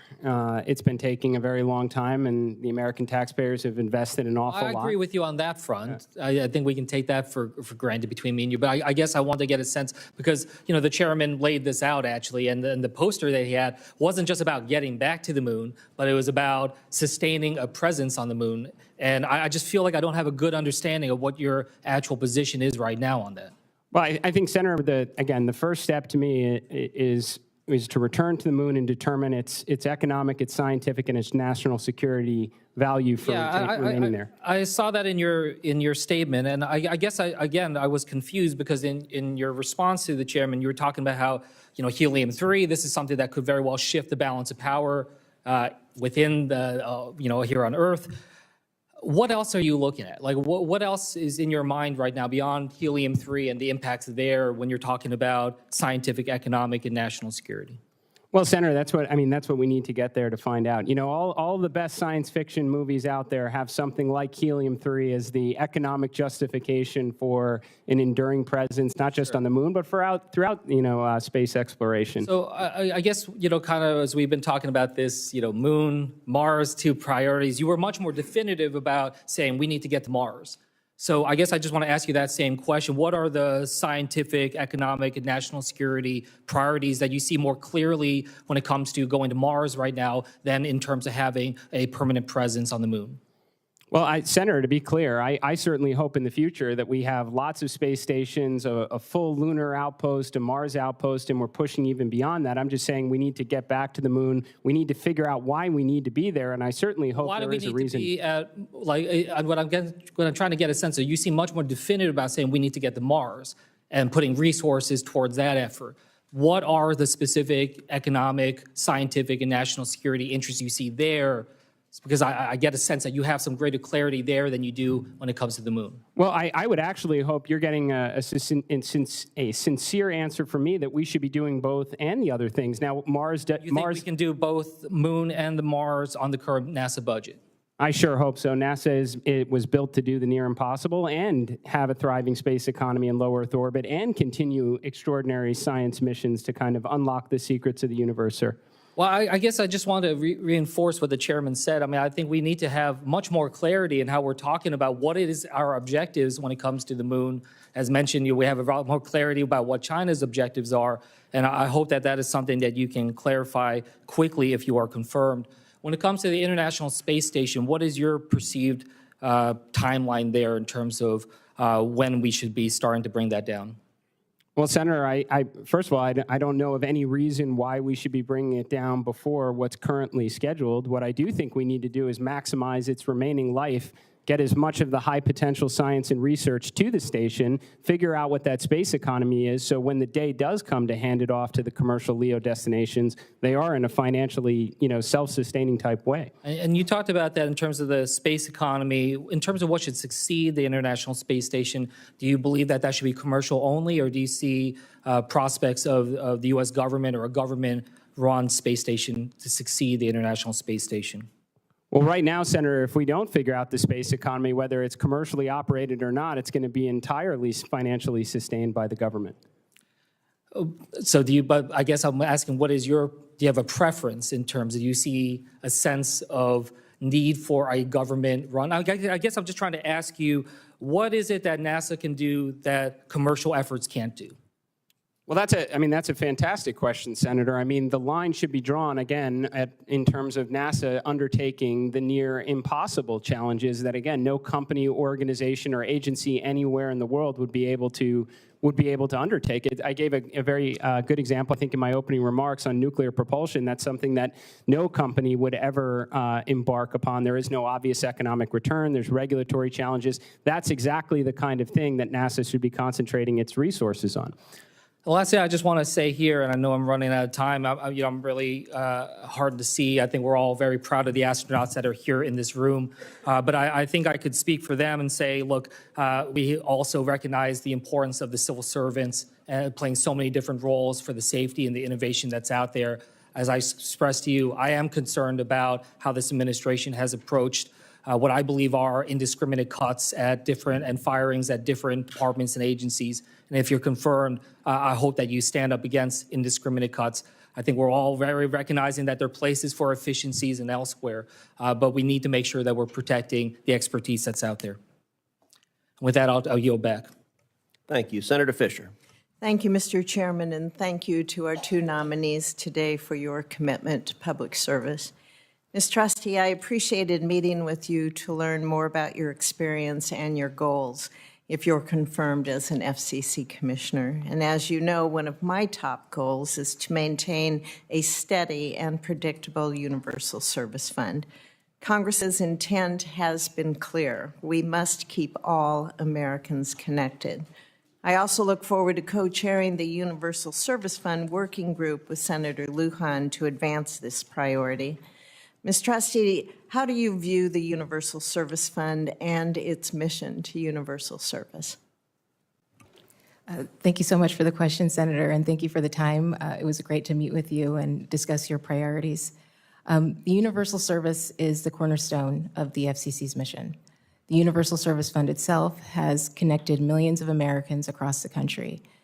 As you know, there's somewhat of an uncertain future with the Universal Service Fund, as there's a constitutional challenge before the Supreme Court, and the contribution base is shrinking as more Americans shift to internet-based communications.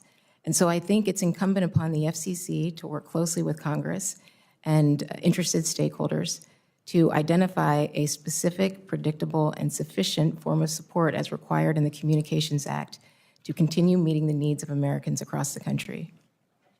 Thank you. From my experience serving on this committee and also on Armed Services Committee, I appreciate the differing cultures, missions, and priorities of the various spectrum stakeholders, and I've seen the consequences when they conflict. I worry that federal missions, including national security, can be undermined because of these frictions, particularly when collaboration among stakeholders is strained and consensus can't be reached. Ms. Trustee, what do you think the appropriate role is for the FCC and its engagement with the Department of Defense? Thank you, Senator, and I appreciate this question because I know this is such an important topic and a sensitive one too. So, you know, as you've noted, I've worked on both the Armed Services and Commerce Committees, both great experiences. During my time on the Armed Services Committee, I've certainly developed a greater appreciation for DoD's national security mission and how critical spectrum is in carrying out that mission. I also know from my time on the Commerce Committee that spectrum is the lifeblood of wireless communications. It's essential to meeting our economic objectives both domestically and abroad. And so I think given these two experiences, I can certainly help find solutions where there's common ground, where we don't have to sacrifice our spectrum for our warfighting needs, but we can also create opportunities to repurpose spectrum for commercial use. And I think the way to do that, frankly, is to have everybody in the same room at the same time, hearing the same things. Otherwise, I think there's a lot of information that gets lost in translation, contributing to further misalignment on spectrum policy. When we're all together, it can further promote transparency and accountability in these processes. How do you think this dialogue can become more constructive? Do you have any suggestions on how to do that? As a member of the staff on the Armed Services Committee, you had access to classified briefings that others do not have access to. So you have a fuller understanding of what's at stake here. So how can we have a constructive dialogue?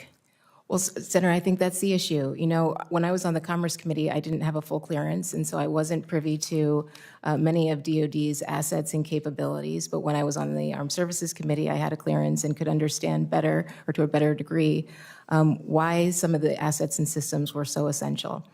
I'll say, though, I think we have to find a way to accommodate both our national security and economic security interests. I worry that if either side of this debate fails, then our global competitors win, and I think that would have a devastating consequence to our economic and national security. And I think we're beginning to achieve that way forward. Yes, ma'am. Looking at the international role on telecommunications, how can a more unified position among federal agencies boost the United States global leadership? How can we ensure that national security perspectives are included in an overall position that we have for this country? Absolutely, Senator. Thank you for this. So I had the opportunity to attend the last WRC in Dubai, and I think the takeaway was that America didn't put our best foot forward because we didn't have a unified approach to our spectrum policy. And so I think if we have a unified strategy where we highlight key U.S. interests, whether with respect to both our economic and national security, it gives us more time and space to work with our international partners and allies to develop coalitions where they have a lot of similar interests. And going into it that way, we can preempt those who are attempting to undermine U.S. values, among other things. And if confirmed as an FCC commissioner, the commission as a whole would definitely have a leadership role in that process, correct? Absolutely. So the Department of State typically runs the WRC process, but NTIA and the FCC certainly contribute to that. Thank you very much. Thank you, Mr. Chair. Thank you. Senator Klobuchar. Thank you, Mr. Chair. Thank you to both of you for being here. You win the prize as the best name for a nominee, Ms. Trustee. I just wanted to have one follow-up from Senator Fisher's questions, because I care a lot about universal service. Senator Thune and I have worked a lot on that together. How do you think the FCC should modernize the USF to ensure its long-term sustainability? Thank you for the question, Senator. You know, I know that there are a number of proposals on the table, whether it comes from identifying a specific, predictable, or sufficient funding resource to ensure the Universal Service Fund can continue to meet connectivity needs across the country. There are proposals about a federal appropriation or looking to other private sector entities to contribute to the contribution base. I think all of those things should be discussed between the FCC and Congress to ensure we can continue meeting connectivity needs across the country. Thank you.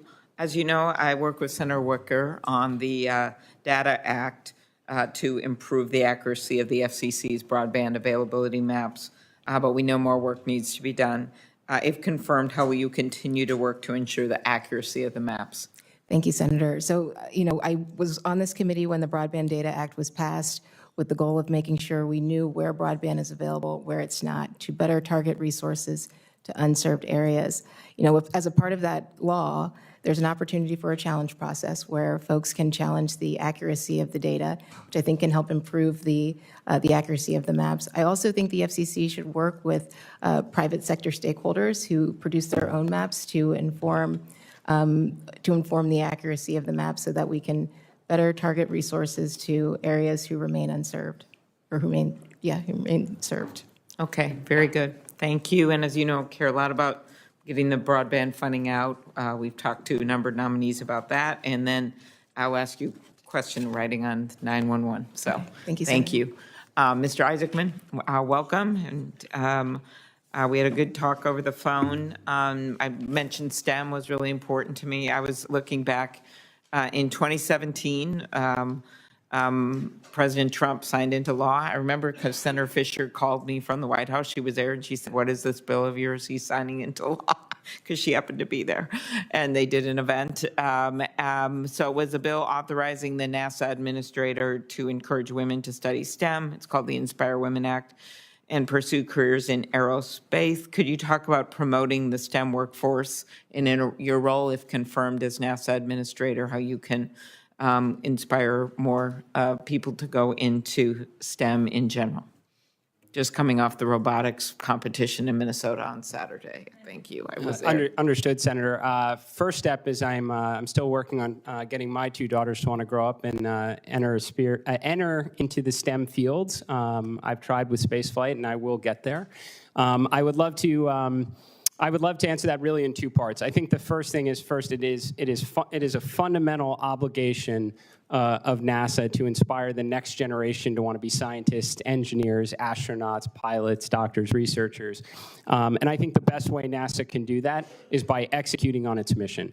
I mean, that is what's going to have children want to dress up as astronauts and scientists for Halloween, is to get back to the moon, to get to Mars, and to inspire the world with whatever the replacement is someday for James Webb that gives us 100 times the resolution.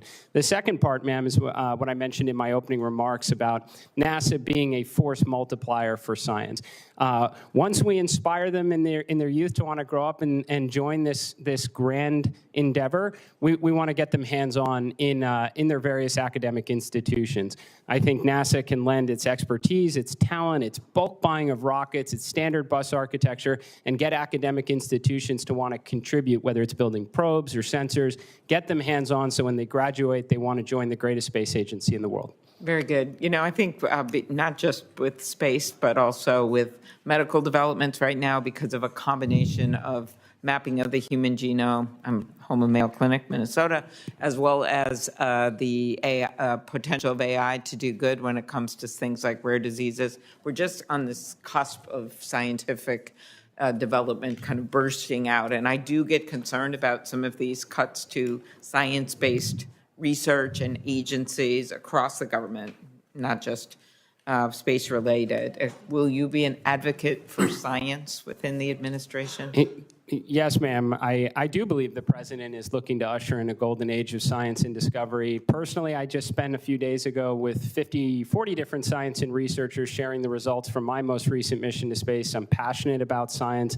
I'd love nothing more than to continue to see NASA go out and try and unlock the secrets of the universe. Thank you. Phenomenal plugs for Minnesota in that questioning. Always find a way. You'll learn that soon, Mr. Marino. So Senator Moran, see if you can top that for Kansas. Well, that wasn't what I intended to talk about, but I'm happy to promote my state and have to, certainly to Mr. Isaacman. Wichita, in particular, the air capital of the world, Wichita State, NIAR, and these astronauts, when I had a conversation with them by phone, asked me the question, do you know that you have the greatest space museum in the world in Kansas? To which I said, I know that. I'm just pleased that you know that. Can I tell the rest of the world that you're saying those things? And so I thank you for that opportunity, the Cosmosphere in Hutchinson, Kansas. Ms. Trustee, let me start with you. I'm pleased by your nomination that President Trump has chosen to nominate you. I appreciate the friendship you and I have had over a long period of time of my office in Dirksen, and we've passed and had conversations in the hall for a long time. I have great faith in you. Let me ask you these, well, on that topic, let me tell you that it's been my disappointment over time to watch the FCC become much more partisan and incapable of reaching decisions. It's changed in the time that I've been in the Senate, as the Senate has changed in the time that I've been in the Senate. And I would encourage you to use every effort to find ways to find solutions to problems and to bring the commission together to serve the American people. And I don't know that I need to ask you, but I assume you would say that you will do so. Yes, absolutely, Senator. Thank you. I want to mention just spectrum policy, as a couple of my colleagues have mentioned before. Looking at Congress's options about authorities to the FCC when it comes to reauthorizing that spectrum auction authority, what would your recommendations be? Thank you, Senator. I think this is very important. So I would recommend that Congress restore auction authority as quickly as possible. I think it can be a catalyst to investment and innovation, particularly as it relates to expanding broadband infrastructure across the country. I also think it serves as a signal to the rest of the world about how we're prioritizing our telecommunications policy and where we're going. This is underpinning every emerging application that we can think of: artificial intelligence, quantum computing, and so much more. And so I think by showing that we have confidence in our regulatory processes and frameworks to have auction authority restored to support that kind of innovation, I think that will go a long way. Ms. Trustee, media ownership is back in the news again. do you believe it's important for the FCC to rid us of the rules that are no longer necessary or inhibit competition that currently exist in media ownership rules? Yeah, appreciate the question, Senator. I definitely think we need a modern regulatory framework that reflects the realities of today's video media marketplace. As you know, the media marketplace has changed dramatically over the last 2 decades, driven largely by technology advancements and changes in consumer preferences. Consumers have access to all sorts of things, your traditional broadcast and cable, as well as live streaming video and social media, all things that make for a great personalized television viewing experience and things that I think the FCC should continue to promote that allows broadcasters to flexibly compete against technology companies for ad revenues, consumer viewers, as well as programming. Ms. Trustee, that's particularly true in rural America where the options are fewer than they used to be and local programming is a difficult task to accomplish. So I encourage you to pursue those changes. One more, BEAD implementation. One of the things we're worried about is the timing of the FCC's efforts in deploying broadband funds when BEAD is yet uncompleted, because one of the goals is to make sure that we don't overbuild and that you're not both providing dollars to the same opportunities to provide broadband and internet services. So would you consider, how would you consider the FCC in holding off moving forward on allocating 5G funding until BEAD allocation decisions have been made in order to maximize that, the efficiency of those 5G funds? I appreciate this question, Senator. This goes to the heart of interagency coordination. I think the FCC and NTIA need to be in constant contact about where BEAD is going, when it's going, so that we can be better stewards of taxpayer dollars, target funds to unserved areas, ensure that there's no duplication or overbuilding, as you mentioned. And there could be a possibility where BEAD infrastructure could be leveraged for USF funds or vice versa. But I think this all goes to interagency coordination and making sure we're the best stewards of taxpayer dollars. So you have my commitment that I would do that, Senator, if confirmed. Thank you. Mr. Isaacman, let me tell you that I now have concern about your leadership capabilities. While you were indicating that you were working on getting your daughters to pursue STEM education, both of them were shaking their heads this way. I hope you can fare better at NASA. We're going to fix this, Senator. In the short 12 seconds that I have left in my time, I'll ask, I guess, one question. Do you believe that the current Artemis architecture featuring SLS rocket or Orion spacecraft is the best and fastest way to beat China to the moon? Senator, this is the current plan. I do believe it's the best and fastest way to get there. I don't think it's the long-term way to get to and from the moon and to Mars with great frequency, but this is the plan we have now, and we've got to get this crew around the moon and the follow-on crew to land on the moon. Thank you. Thank you, Mr. Chairman. Thank you. I recognize Senator from Michigan, Gary Peters. Thank you, Senator. Congratulations to both of our nominees here on your nomination to these important positions. Mr. Isaacman, we had a great opportunity to talk yesterday in my office about a variety of issues. Artemis came up frequently, as I know it's come up at the hearing frequently as well, including Senator Moran in the previous question. And you suggested here and there that NASA can pursue the Artemis program or a mission to the moon and a potential Mars mission in parallel tracks, is how you've been describing it.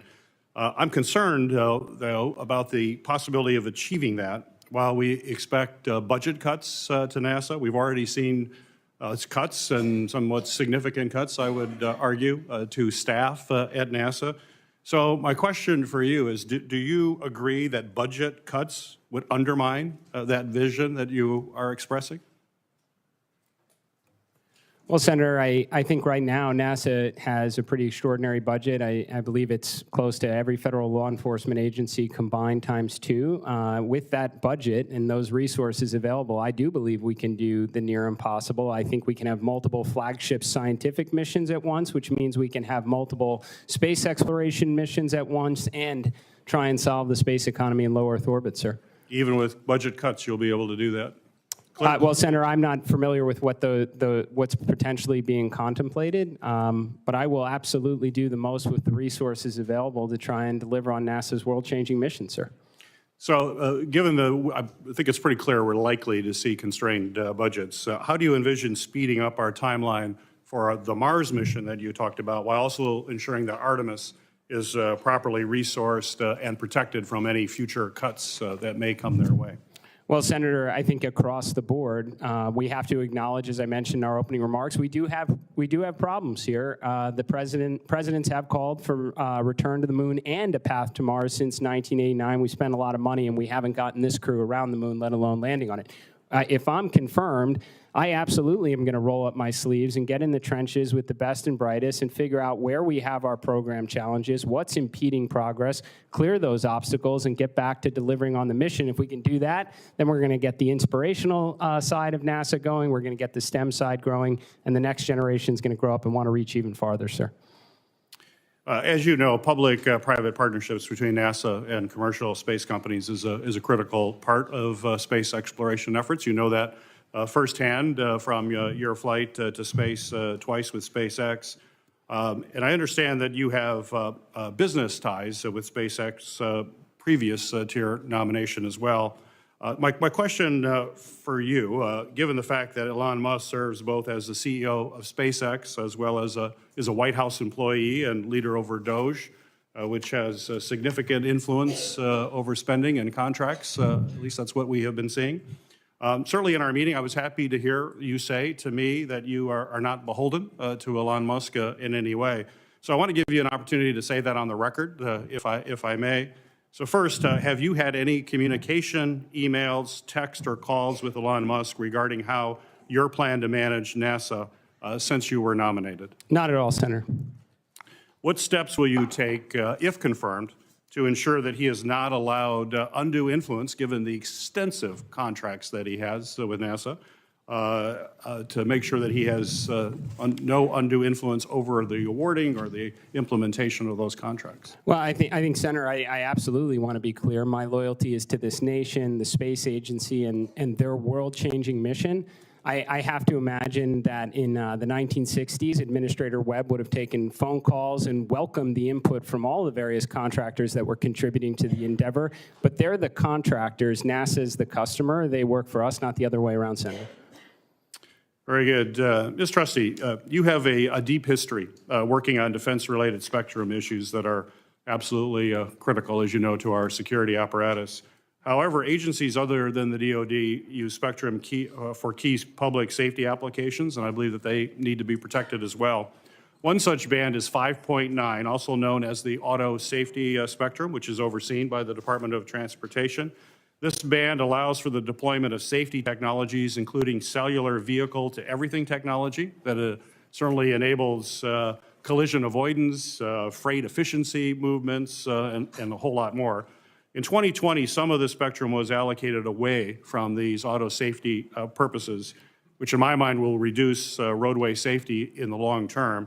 And I believe we can't let that happen again. I think my senator from Ohio will agree that we have to make sure auto safety is always put at the forefront of considerations when it comes to the spectrum.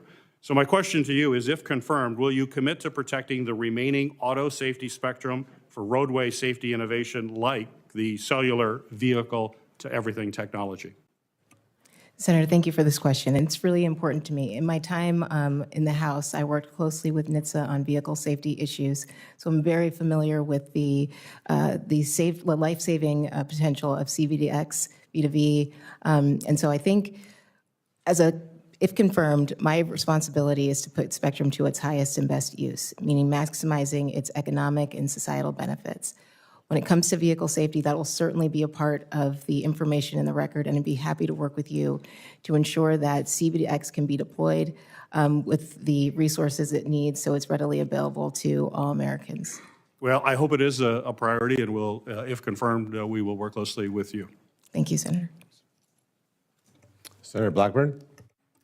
Thank you, Mr. Chairman. Thank you to each of you for getting that testimony in and for being here today. We appreciate it and appreciate the opportunity to visit with you. Mr. Isaacman, I was so pleased to hear you talk about nuclear propulsion. We have Oak Ridge National Labs. We have Arnold Air, which is the only place you can do hypersonic testing. And of course, Huntsville and Marshall Space Flight is very close to our Tennessee border. We have a lot of Tennesseans that are there. So pleased to hear you put some emphasis on that. We agree with you that emphasis needs to be placed there. But I want you to just give me a synopsis of what you think is the most important area of competition as we look at what is happening with China, with Russia, with great power competition, what North Korea and Iran are doing. Senator, thank you very much for the question. For starters, competition can work really well. I think competition from a commercial perspective is doing great. We've gone from a world where at one point in time